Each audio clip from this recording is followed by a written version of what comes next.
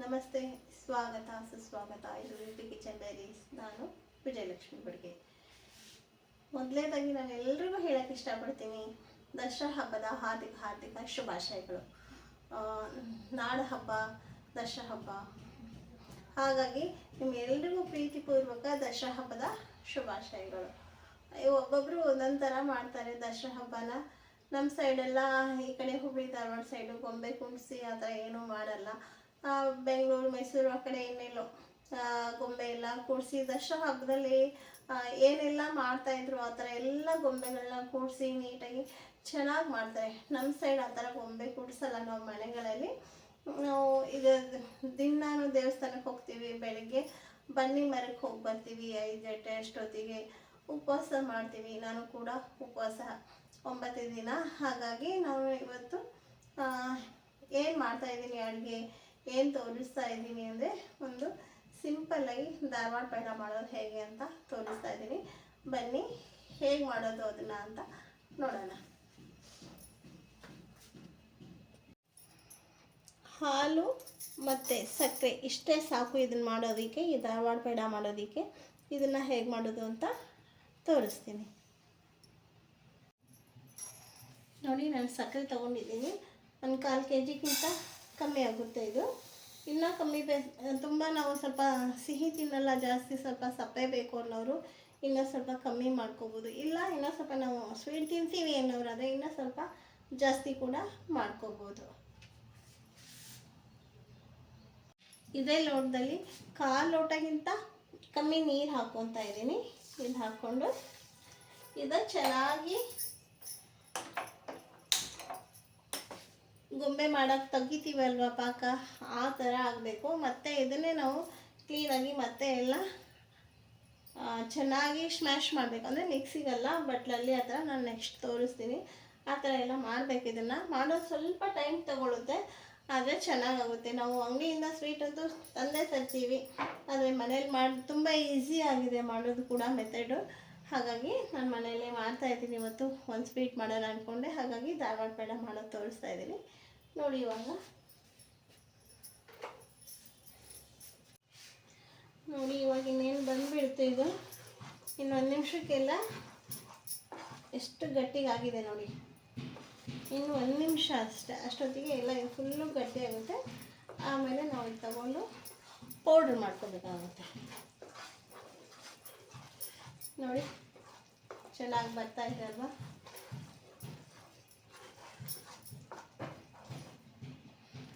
ಕಾಣಿಸುತ್ತಾ ಬೆಳ್ಳಗೆ?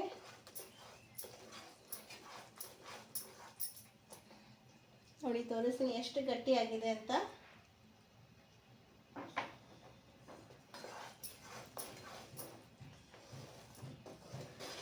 ನೋಡಿ, ಇವಾಗ ರೆಡಿ ಆಯಿತು ಅಲ್ವಾ? ಸಕ್ಕರೆ ರೆಡಿ ಆಯಿತು ನೋಡಿ. ಮತ್ತೆ ಒಲೆ ಆಫ್ ಮಾಡ್ಕೊಳ್ಳೋಣ. ಇದು ಸಕ್ಕರೆನೇ ಮತ್ತು ಸಕ್ಕರೆನೇ ರೆಡಿ ಆಯಿತು. ಇವಾಗ ಇದನ್ನು ನಾವು ಒಂದು ತಟ್ಟೆಗೆ ಹಾಕ್ಕೊಂಡು ಕ್ಲೀನಾಗಿ ಉಜ್ಜಿ ಪೌಡ್ರ್ ಮಾಡ್ಕೋತೀವಿ ನೋಡಿ. ಎಷ್ಟು ಚೆನ್ನಾಗಿ ನೀಟಾಗಿ ಪೂರ ಸಕ್ಕರೆ ಅನ್ನೋದು ರೆಡಿ ಆಯಿತು. ಕಾಣಿಸ್ತಾ ಇದೆಯಲ್ವಾ? ಈಗ ಮತ್ತೆ ಉದುರಾಗಿ ರೆಡಿಯಾಗಿದೆ. ಇದನ್ನು ನಾನು ಮತ್ತೆ ಸರಿ ಮಾಡ್ಕೋಬೇಕು ನೋಡಿ. ಇದನ್ನು ಹಾಕ್ಕೋಬೇಕು ಒಂದು ತಟ್ಟೆಗೆ. ಇದೇ ಬೂರ ಸಕ್ಕರೆ. ಇವಾಗ ಇದನ್ನು ನಾವು ಎಲ್ಲೆಲ್ಲಿ ಗಂಟುಗಳಿದೆಯೋ ಈ ಥರ ಎಲ್ಲೆಲ್ಲಿ ಗಂಟುಗಳಿರುತ್ತೋ ಅದನ್ನೆಲ್ಲ ಲೋಟದಲ್ಲಿ ಅಥವಾ ಗುಂಡ್ಕಲ್ಲಲ್ಲಿ ಕುಟ್ಟಿ ಸರಿ ಮಾಡ್ಕೊಬೇಕು. ಸರಿ ಮಾಡಿಕೊಂಡು ಮತ್ತು ಇದನ್ನ ಜಲ್ದಿ ಮಾಡ್ಕೋಬೇಕು. ಆಮೇಲೆ ನಮಗಿದು ಸಕ್ಕರೆ ಸಿಗುತ್ತೆ ಸ್ವೀಟ್ ಮಾಡೋದಕ್ಕೆ, ಧಾರವಾಡ ಪೇಡ ಮಾಡೋದಕ್ಕೆ. ಈ ಥರ ಮಾಡಿಕೊಂಡು ಜಲ್ದಿ ಮಾಡ್ಕೊತೀನಿ. ನಾನು ಕಾಯಿಸಿ ಗಟ್ಟಿಯಾಗಿರೋ ಹಾಲೇ ತಗೊಂಡಿದ್ದೀನಿ, ಇದನ್ನೇ ಹಾಕ್ಕೊತೀನಿ.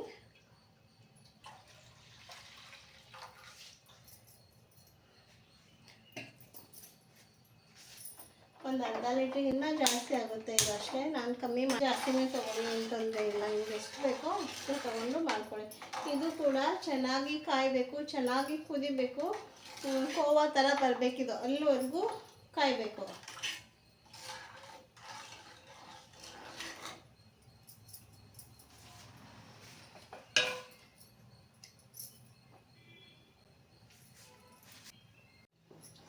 ನೋಡಿ ಇನ್ನೂ ಚೆನ್ನಾಗಿ ಕುದೀತಾನೇ ಇದೆ, ಇನ್ನೂ ಕುದೀತಾನೇ ಇದೆ, ಇನ್ನೂ ಸ್ವಲ್ಪ ಕುದಿಬೇಕು. ಆಮೇಲೆ ಗಟ್ಟಿ ಆದಮೇಲೆ ಇನ್ನೂ ಚೆನ್ನಾಗಿ ತುಂಬ ಇನ್ನೂ ಒಂದು 10-15 ನಿಮಿಷ ಕುದಿಬೇಕು ಅನಿಸುತ್ತೆ. ಇದು ಮಾಡೋಕ್ಕೆ ಸ್ವಲ್ಪ ಟೈಮ್ ಆಗುತ್ತೆ, ಯಾಕಂದರೆ ಚೆನ್ನಾಗಿ ಹಾಲೆಲ್ಲ ಕುದಿಬೇಕು ಅಲ್ವಾ, ಹಾಲೆಲ್ಲ ಗಟ್ಟಿ ಆಗಬೇಕಲ್ವ, ಅದಕ್ಕೋಸ್ಕರ ಸ್ವಲ್ಪ ಮಾಡೋದಕ್ಕೆ ಟೈಮ್ ತಗೊಳ್ಳುತ್ತೆ. ಆದರೆ ತುಂಬ ಚೆನ್ನಾಗಾಗುತ್ತೆ. ಸ್ವಲ್ಪ ಗಟ್ಟಿ ಹಾಕಬೇಕು. ನೋಡಿ ಗಟ್ಟಿ ಆಗ್ತಾ ಬಂತು. ಇನ್ನು 1 ನಿಮಿಷ 2 ನಿಮಿಷ ಆದರೆ ಚೆನ್ನಾಗಿ ಗಟ್ಟಿ ಆಗಿಬಿಡುತ್ತೆ. ಕಾಣಿಸ್ತಿದೆಯಾ?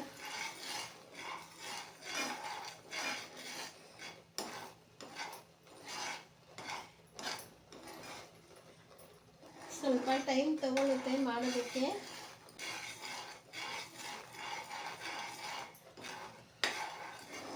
ಸಕ್ಕರೆನ ಬೂರ ಸಕ್ಕರೆ ಮಾಡ್ಕೋಬೇಕು, ಅದನ್ನು ಚೆನ್ನಾಗಿ ಕಾಯಿಸಿ. ಮತ್ತು ಇದು ಹಾಲು ಕೂಡ ಕೋವಾ ಥರ ಗಟ್ಟಿ ಆಗಬೇಕು, ಹಾಗಾಗಿ ಒಂದು ಸ್ವಲ್ಪ ಟೈಮ್ ತಗೊಳುತ್ತೆ. ಆದರೆ ನಾವೇ ಮಾಡಿದ್ದೀವಿ ಅಂತ ಹೇಳೋ ಖುಷಿ, ನಾವೇ ಮಾಡಿದ್ದೀವಿ ಅಂತ ಮನೆಯವ್ರಿಗೆಲ್ಲ ಕೊಡೋ ಖುಷಿ ತುಂಬ ಚೆನ್ನಾಗಿರುತ್ತೆ. ಪ್ರತಿಯೊಬ್ಬರು ಮಾಡಿಕೊಡಿ. ನೀವು ಕೂಡ ಮಾಡಿಬಿಟ್ಟು ಹೇಗೆ ಬಂತು ಅಂತ ಕಮೆಂಟ್ ಮಾಡಿ. ಮತ್ತೆ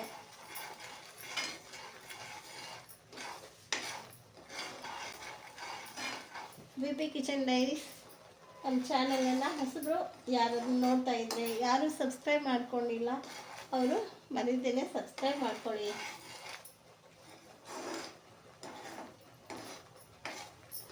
ನೋಡಿ ಇವಾಗ ಇನ್ನು 1 ನಿಮಿಷ ಅಷ್ಟೇ ಸಕ್ಕರೆ ಹಾಕ್ಕೊಳ್ತೀನಿ. ಇವಾಗ ಬೂರ ಸಕ್ಕರೆ ಮಾಡಿ ಇಟ್ಕೊಂಡಿದ್ದೀನಿ ಅಲ್ವಾ, ಅದನ್ನು ಹಾಕ್ಕೊಳ್ಳೋಣ. ನೋಡಿ ಇವಾಗ ಒಂದು ಬೌಲಷ್ಟು ಹಾಕ್ಕೊತಾ ಇದ್ದೀನಿ, ಪುಟ್ಟ ಬೌಲಲ್ಲಿ. ಇನ್ನು ಒಂದು 1/2 ಕಪ್ ಹಾಕ್ಕೊತೀನಿ. ಕಲರ್ ಚೇಂಜ್ ಆಗಿದೆ, ಕಾಣಿಸ್ತಾ ಇದೆ ಅಲ್ವಾ, ಕಲರ್ ಕೂಡ ಚೇಂಜ್ ಆಗಿದೆ. ಇವಾಗ ಇದು ಮತ್ತೆ ಎಲ್ಲ ಮೆಲ್ಟ್ ಆಗುತ್ತೆ, ಮತ್ತೆ ಒಂದು ಸತಿ ಗಟ್ಟಿ ಆಗಬೇಕು. ಇನ್ನು ಒಂದು 1/2 ಕಪ್ ಹಾಕ್ಕೊತಾ ಇದ್ದೀನಿ. ಅಂದರೆ ನಾನು 1.5 ಬಟ್ಲಷ್ಟು ಸಕ್ಕರೆನ ಹಾಕೊಂಡಂಗೆ ಆಯಿತು ಇದಕ್ಕೆ.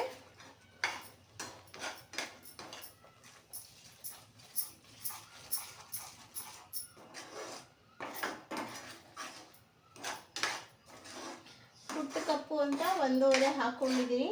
ನೀವು ಜಾಸ್ತಿ ಕಮ್ಮಿ ನೋಡಿಕೊಂಡು ಹಾಕ್ಕೊಳ್ಳಿ.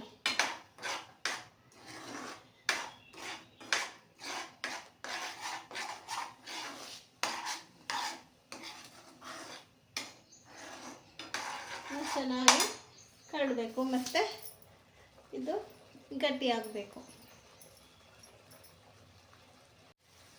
ನೋಡಿ ನಾನು ಇದಕ್ಕೆ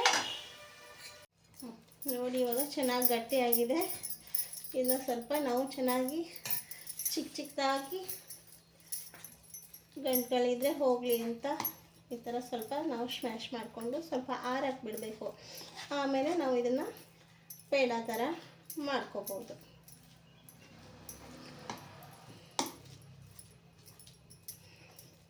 3/4 ಲೀಟ್ರಿಗಿಂತ ಸ್ವಲ್ಪ ಕಮ್ಮಿ ಇತ್ತು ಹಾಲು.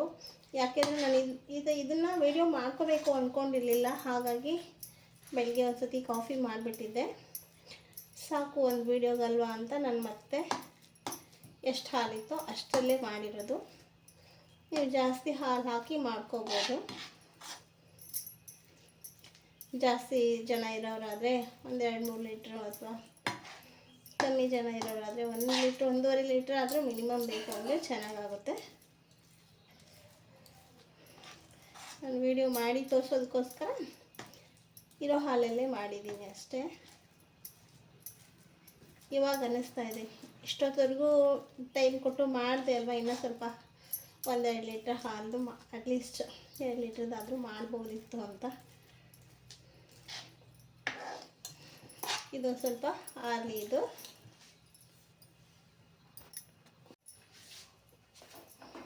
ಸ್ವಲ್ಪ ಆರಲಿ ಒಂದು. ಹೀಗಂದರೆ ಹೀಗೆ ತಳ ಬಿಡಬೇಕು, ಅಂಟ್ಕೋಬಾರ್ದು. ಇಷ್ಟಾಗಿದೆ ಒಂದು, ಇನ್ನೂ ಸ್ವಲ್ಪ ಆರಬೇಕು, ಅದಕ್ಕೋಸ್ಕರ ಬಿಟ್ಬಿಡೋಣ. ಇಲ್ಲೇ ಒಂದು 10 ನಿಮಿಷ ಚೆನ್ನಾಗಿ ಆರ್ಕೊಳ್ಳಿದ್ದು, ಆಮೇಲೆ ಸ್ವೀಟ್ ಮಾಡೋಣ. ನೋಡಿ ತಟ್ಟೆಗೆ ಶಿಫ್ಟ್ ಮಾಡ್ಕೊಂಡಿದ್ದೀನಿ. ಇದು ಇನ್ನೂ ಸ್ವಲ್ಪ ಆರಬೇಕು. ಇವಾಗಿದು ಆರಿದ್ಮೇಲೆ ಸ್ವೀಟ್ ಮಾಡೋಕ್ಕಾಗುತ್ತೆ.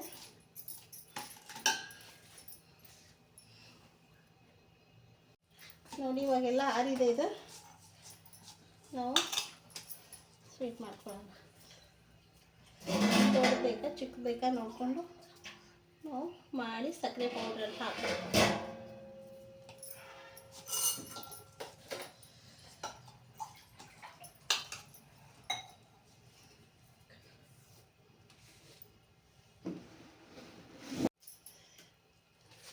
ಸಕ್ಕರೆ ಪೌಡ್ರಲ್ಲಿ ಹಾಕ್ಕೋಬೇಕು. ಇದು ಬುರ್ರಾ ಸಕ್ಕರೆ ಪೌಡ್ರ್. ಇದು ಇದರಲ್ಲಿ ಒಂದು ಸ್ವಲ್ಪ ಹಾಕ್ಕೊಳ್ಳೋಣ.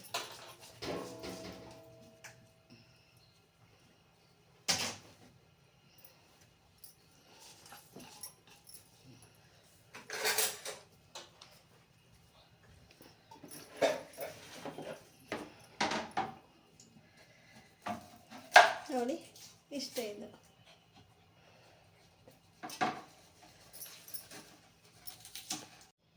ತಗೊಳ್ಳಿ, ರೆಡಿ ಆಯಿತು ಧಾರವಾಡ ಪೇಡ. ಇಷ್ಟೇ. ಇದು ಮಾಡೋದು ತುಂಬ ಸುಲಭ ಮತ್ತು ತುಂಬ ಟೇಸ್ಟ್ ಆಗೋಗುತ್ತೆ.